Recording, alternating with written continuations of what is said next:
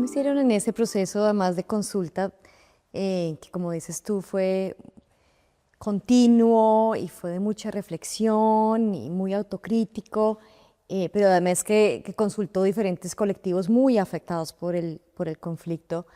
¿Cómo ustedes aseguraron la participación también de voces de grupos como grupos de mujeres o grupos de jóvenes en el proceso?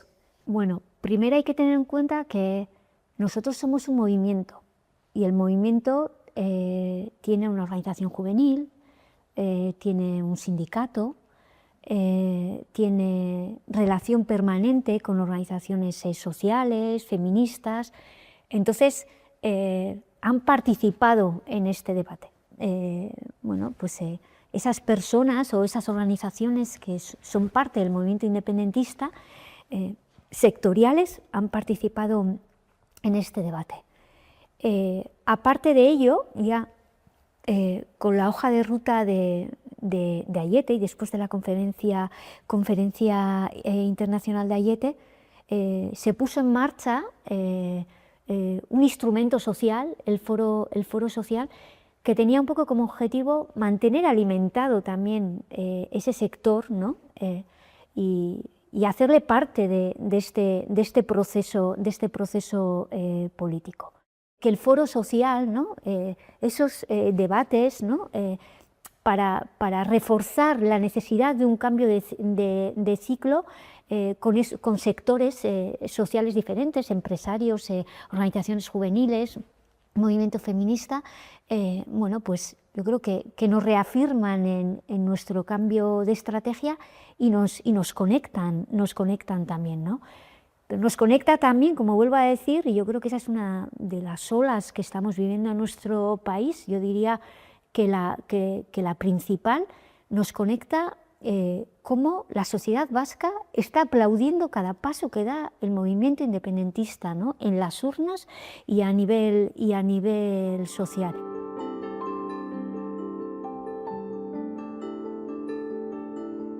Desde el punto de vista feminista, ¿echas algo de menos del proceso de transición del conflicto del País Vasco?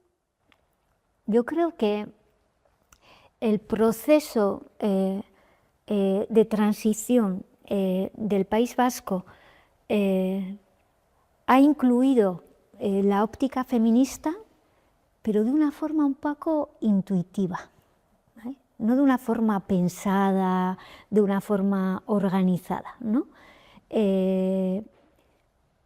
Por una parte, yo creo que ha habido mujeres clave absolutamente en todas las dimensiones desde las cuales se ha operativizado el cambio de estrategia o la apertura de un nuevo ciclo, del ciclo que ahora estamos gestionando en Euskal Herria, ¿no?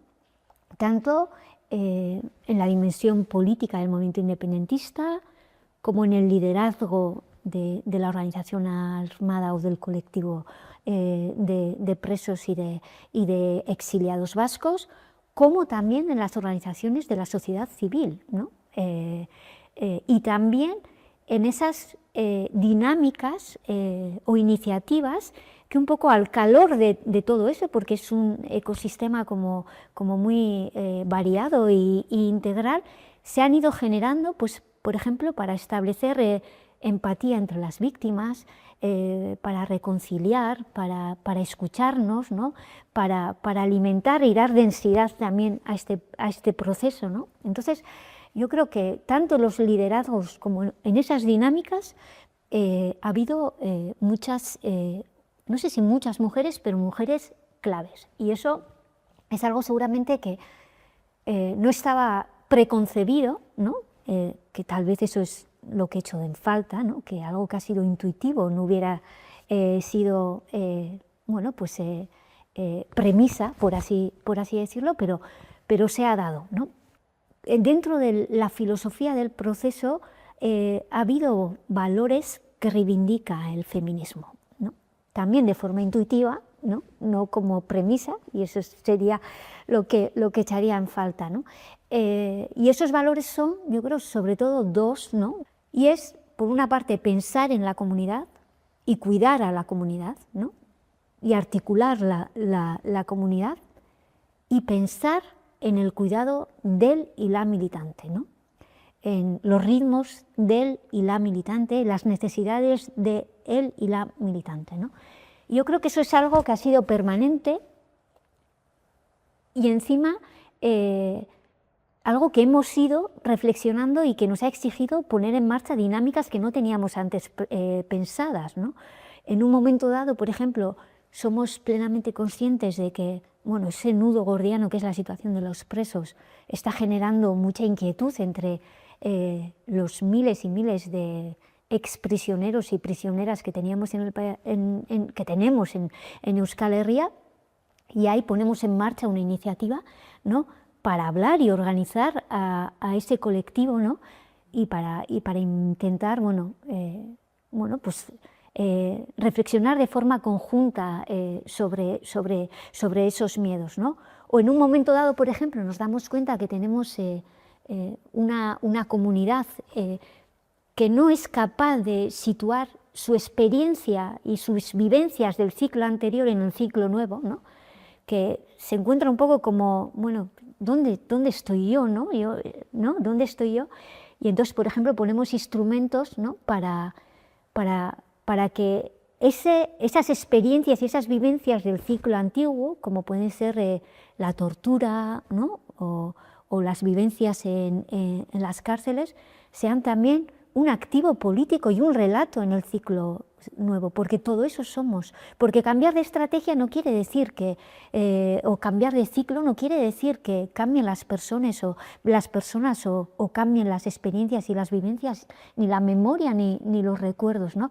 Entonces teníamos y tenemos y seguramente tendremos que seguir haciéndolo en el futuro, pues habilitar tránsitos para intentar situar y colocar lo antiguo en el nuevo proceso político y en las nuevas condiciones políticas, y esas vivencias sean un activo político también en el nuevo contexto, ¿no? Es como un proceso de reconciliación, casi. Claro, y de cuidado y de sanación también, ¿no? Yo creo que es algo también feminista, ¿vale?, que nosotros hemos aplicado y nosotras hemos aplicado de forma intuitiva, ¿no?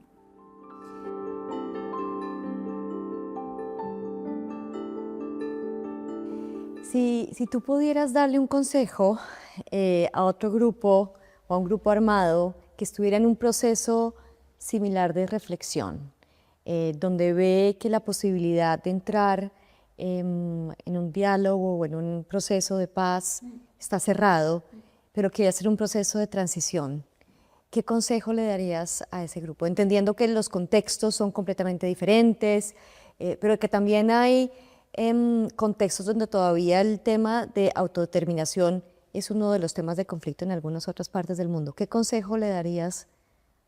Yo creo que es clave, al menos para nosotras ha sido clave, por una parte, actuar con visión estratégica, con luces largas. Nosotros decíamos, hay que poner luces largas, pero hay que resolver de forma acelerada este ciclo de confrontación armada, ¿no? Y luego yo creo que es clave, junto con esa visión más estratégica y de lectura de tus posibilidades y de los contextos a los que te enfrentas, es clave también reconectar con tu pueblo, no perder nunca la conexión con tu pueblo, ni sin duda alguna con tu base social y tus comunidades, pero sobre todo con tu pueblo, porque tú te justificas en base a las prioridades también y a las aspiraciones y a las ansias de tu pueblo.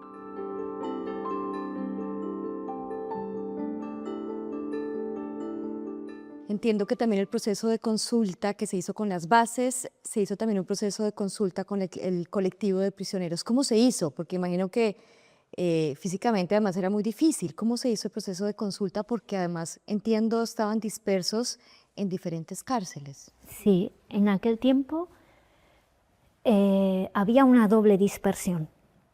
Había una dispersión entre cárcel y había una dispersión dentro de las cárceles también, en diferentes módulos, grados, aislamientos, ¿no?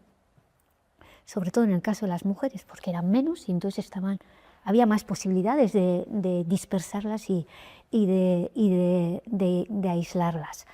Bueno, este debate tuvo una dimensión pública. Entonces, nuestros militantes del movimiento independentista, porque en las cárceles no solamente había militantes de la organización armada, había muchos militantes de organizaciones políticas del movimiento independentista, ¿no? Entonces, tuvieron acceso a estas reflexiones de una forma u otra, o por prensa escrita, o mediante otras formas, ¿no?, para hacerles llegar los documentos y las reflexiones.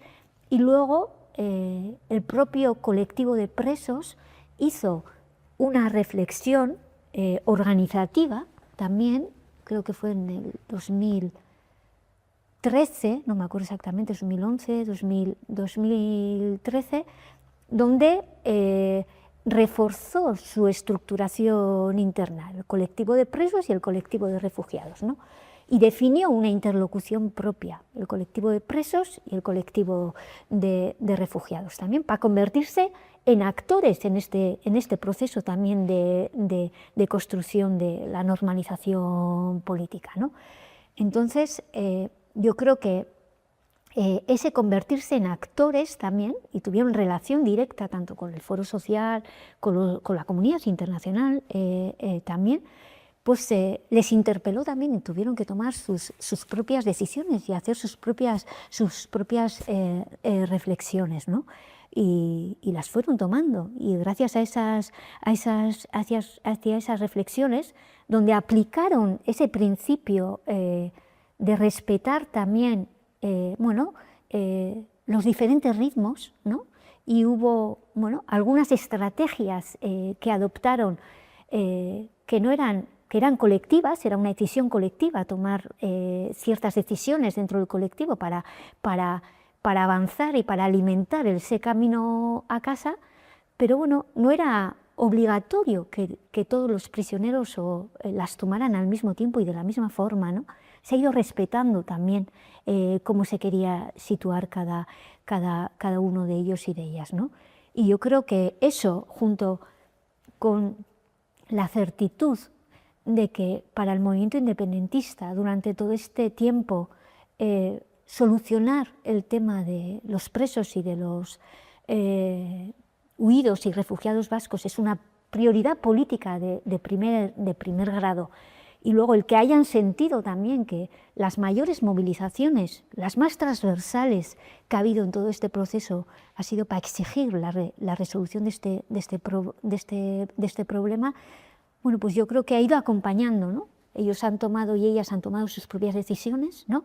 Han ido generando sus debates, se han convertido en actores también en este proceso de reconciliación, han hecho sus propias declaraciones, han participado también en procesos de reconocimiento del sufrimiento de otros sectores, ¿no? Y entonces, bueno, pues poco a poco hemos ido haciendo el camino, ¿no?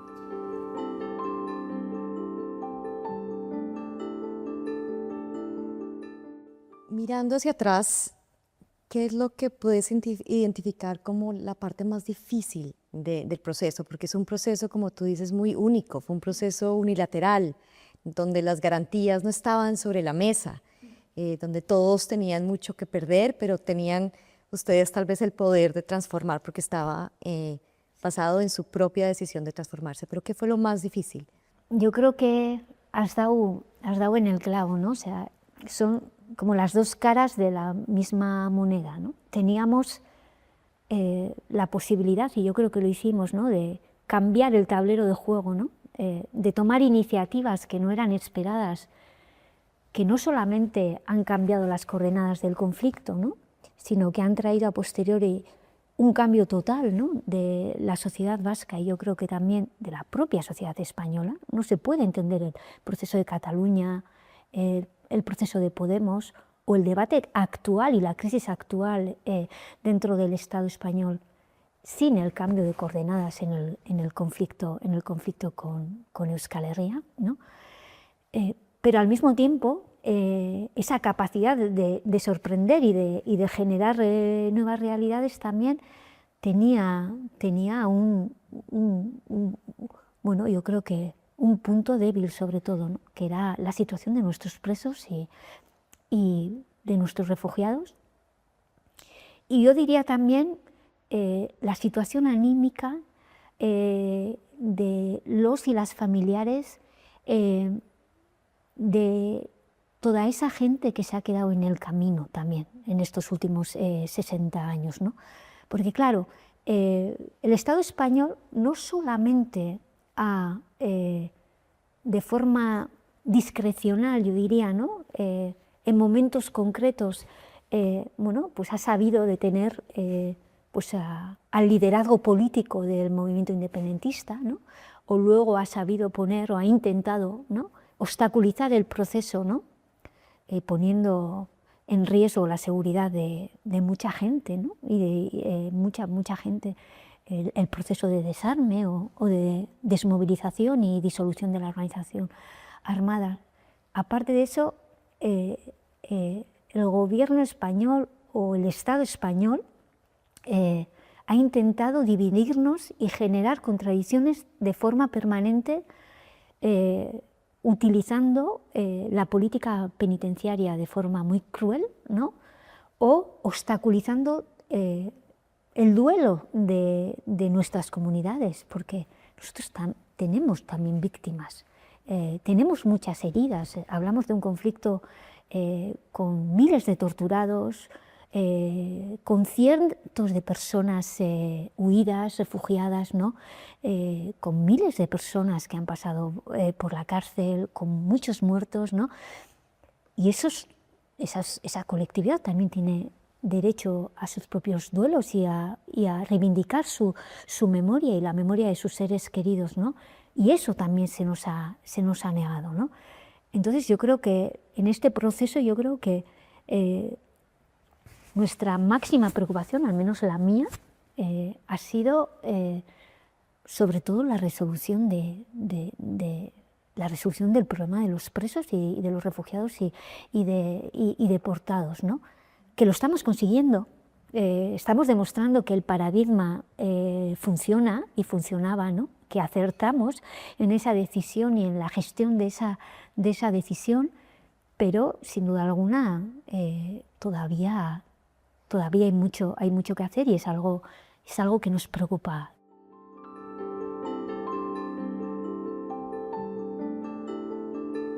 Tú hablas también del rol de la comunidad internacional, por ejemplo, en estos diálogos con los colectivos de prisioneros o de presos, pero también en otros momentos del proceso de transformación. ¿Qué lecciones aprendidas puedes compartirnos del rol de la comunidad internacional en el proceso de transformación del movimiento independentista?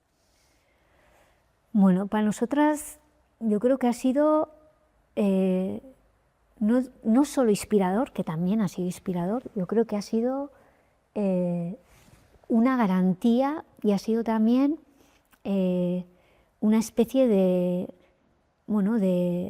impulsor, ¿no? Porque cuando nosotros, que somos muy pequeños, vuelvo a decir, porque somos muy pequeños, somos una pequeña nación de poco más de 3 millones de habitantes, ¿no?, que tiene un sentimiento comunitario y una necesidad también histórica, un poco tal vez anárquica también y libertaria, ¿no?, de construir su propio futuro y de autogobernarse. Y haber sentido a la comunidad internacional ha sido para nosotros algo muy importante, porque, por así decirlo, nos hemos hecho grandes con vosotros, ¿no?, ¿vale? Porque hemos sentido que lo que estábamos haciendo era importante también, ¿no?, y podía ser también referente para otros sectores, ¿no? Entonces eso ha sido algo, yo creo, importante, ha sido como un punto de autoestima, por así decirlo. Pero aparte de eso, ha sido clave en momentos puntuales el asesoramiento, el poder acercar otras experiencias que han sido muy inspiradoras. el intentar homologarnos es algo que me preocupa mucho, porque nosotros, que somos una nación que avanza hacia un proceso para convertirse en Estado, necesitamos un proceso de homologación de ese camino, ¿vale? Más cuando ese proceso de homologación en un momento dado va a necesitar de una ruptura y a posteriori de una recomposición también, ¿no?, de los lazos que tenemos con el Estado y con la Unión Europea, porque nos situamos en Europa y somos europeos, ¿no? Entonces, tener procesos de homologación, ¿no?, que nos sirvan también como inspiración, ha sido importantísimo, y todo eso nos lo ha dado la comunidad internacional, ¿no? Habéis sido también puente para poder hablar con sectores y para poder bueno, facilitar, puente y facilitadores también para poder llegar a otros sectores, ¿no? Nos habéis enseñado también a hablar de otra forma, que es algo muy importante, porque muchas veces estás en tus movimientos y estás hablando con el lenguaje y la narrativa con la que te reconocen bueno, tu colectividad y aquellos sectores con los que interactúas, ¿no? Pero vosotros y vosotras nos habéis enseñado también a hablar al mundo, ¿no? Intentar poner palabras a nuestro proceso, ¿no? Por lo tanto, imprescindible desde una lógica operativa, desde una lógica también de diseño y de hoja de ruta, pero también como impulsores, como cobertura, ¿no? Kikitsa, muchísimas gracias. A vosotras. De verdad fue un placer, y gracias por compartir además estas experiencias personales con nosotros. Muchas gracias a vosotras. Gracias. Sí.